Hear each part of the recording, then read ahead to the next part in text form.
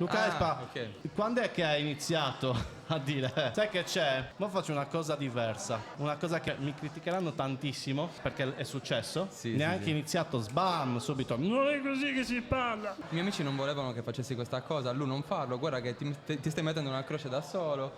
Però io ho detto, a me suona bene, mi piace, cioè se dà piacere alle mie orecchie. E quindi l'ho fatto, ho provocato dissenso, amore, odio, quello che è.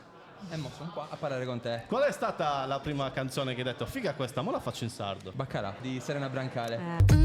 Attenzione cacosce.